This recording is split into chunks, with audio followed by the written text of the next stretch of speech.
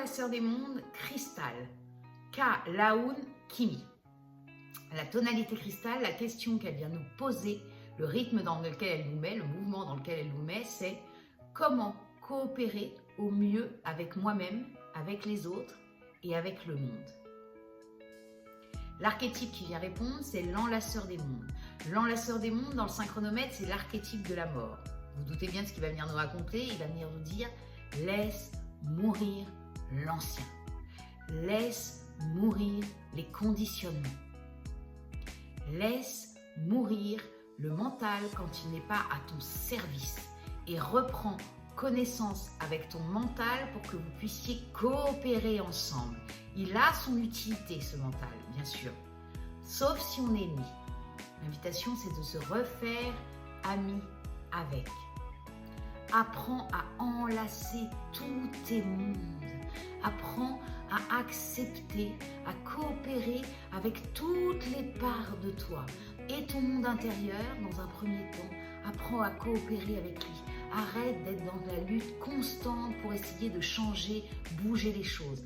Accompagne le mouvement. Et ça peut s'aider en lâchant là-haut, en prenant de la hauteur, pour voir qu'on n'a pas besoin de se battre. On a juste besoin, pour certaines parts, de les accepter. Pour d'autres, de décider qu'on les laisse mourir. Et de cesser de les entretenir. Et comme ça, on va coopérer avec nous à l'intérieur. Et puis à l'extérieur, pareil. Enlace tes mondes, réunis les gens que t'aimes, ceux avec qui tu te sens en sécurité, ceux avec qui tu es bien. Nourris-toi de leur présence, offre-leur ta vision déconditionnée du monde. L'enlaceur des mondes, c'est ça qui va venir nous dire. Et puis il y a aussi la coopération avec les ancêtres. Donc l'enlaceur des mondes, il vient nous rappeler. Rappelle-toi d'être en coopération avec tes ancêtres, avec les ancêtres en général. Laisse-toi traverser par ce qu'ils ont à te dire. Pour ça, ça demande du temps de silence. Pour pouvoir entendre, pour pouvoir sentir. Qu'est-ce qu'ils ont à nous apprendre? Quelles sont les sagesses qu'ils viennent nous transmettre pour qu'ensuite on puisse les transmettre au monde? Alors prenons ce temps-là. En analogue, l'enlaceur des mondes a le voyageur du ciel. Le voyageur du ciel, ce qu'il vient dire à l'enlaceur des mondes, c'est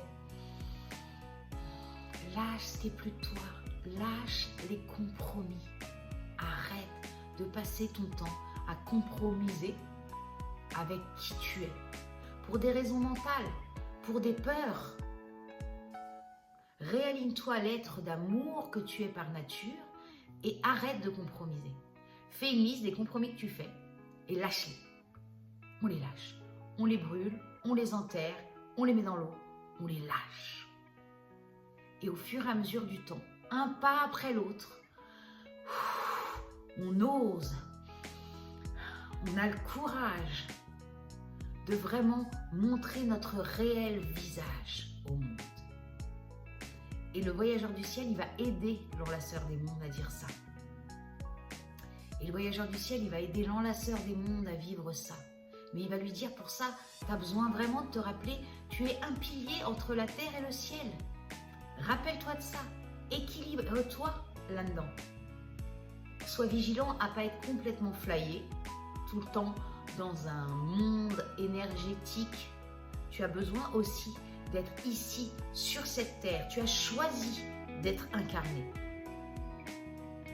Alors, choisis d'être bien entre les deux, de vraiment équilibrer ça à l'intérieur. En guide, il a le miroir blanc. Le miroir blanc va lui dire « Je vais te montrer, je vais t'aider à discerner ce que tu as besoin de laisser mourir à l'intérieur de toi. » Dans plein de traditions, les chamans nous disent très souvent en fait, on est une essence pure et dès le moment de notre naissance, on met des couches d'oignons. Il est comme ça, elle est comme ça, je suis comme ça, je suis comme ça, peut mieux faire, et patali, et patala, et toutes les histoires qu'on se raconte et les étiquettes qu'on nous colle et qu'on se colle. Et notre job sur cette terre, c'est d'enlever ces étiquettes. Et on enlève, et on enlève, et on enlève. Et le miroir, ce qui va venir montrer à l'enlaceur des mondes, c'est discerner à l'intérieur, mettre de l'ordre à l'intérieur pour laisser mourir ce qui peut l'être. comment ça peut l'aider? Comment il peut l'aider à ça en discernant? Et pour ça, encore une fois, le monde est le reflet de moi-même. Qu'est-ce qui me gêne, bouge dans le monde actuellement? C'est le reflet de ce que je suis. Alors je mets de l'ordre à l'intérieur. Je laisse mourir ce qui a besoin de l'être pour pouvoir refléter ce que j'ai envie de vivre à l'extérieur. C'est ça notre coopération. D'abord, ça passe par l'individu pour après aller dans le collectif. Offrons-nous ça.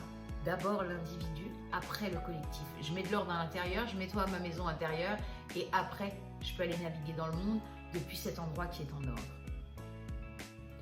En antipode, donc celui qui va venir montrer ce qu'on a encore besoin de bouger pour que ça devienne des moteurs, on a le guerrier. C'est pour ça que tout à l'heure, je vous parlais aussi de lâcher les peurs et tout ça avec le voyageur, parce qu'en fait, le guerrier était déjà là. Bon, des fois, ils font des blagues, ils s'interchangent. Donc le guerrier, il vient dire ça. N'aie pas peur. N'aie pas peur de mourir parce qu'après la mort, il y a la renaissance. Tu ne peux pas décider de faire naître des choses nouvelles dans ta vie si tu ne fais pas le vide avant. Quand c'est trop plein, c'est trop plein. Donc il y a besoin de vider, d'arrêter d'avoir peur de laisser mourir des parts de nous pour pouvoir remplir avec ce que moi, en tant que créateur, créatrice de ma vie, je décide.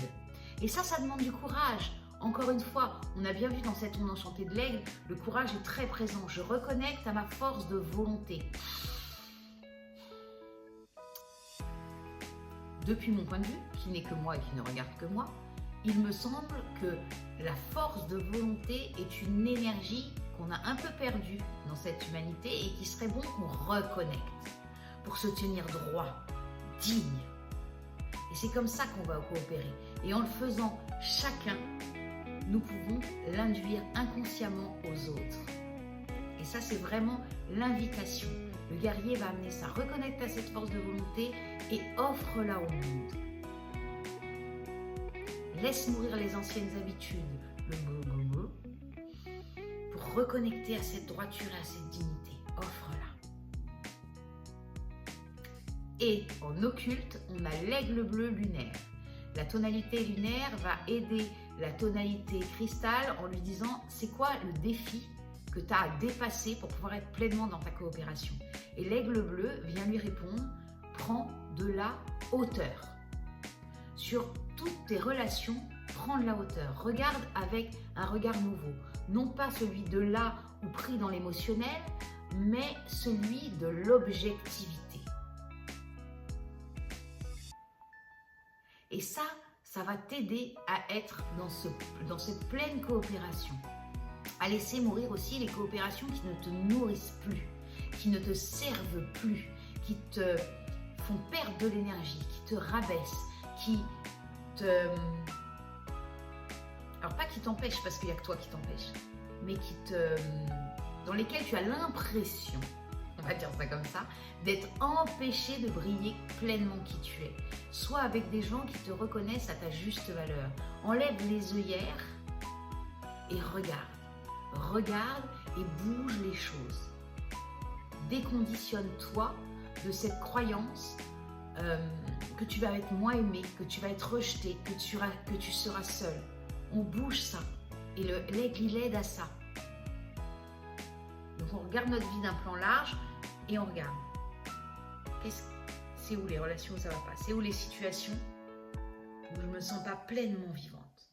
Je fonce, je bouge. Donc voilà ce que vient nous raconter, porter à vivre cette énergie de l'enlaceur des mondes cristal. Si vous avez aimé, on recommence. On like, on commente, on partage.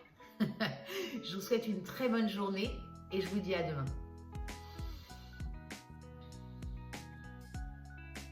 In Lakesh.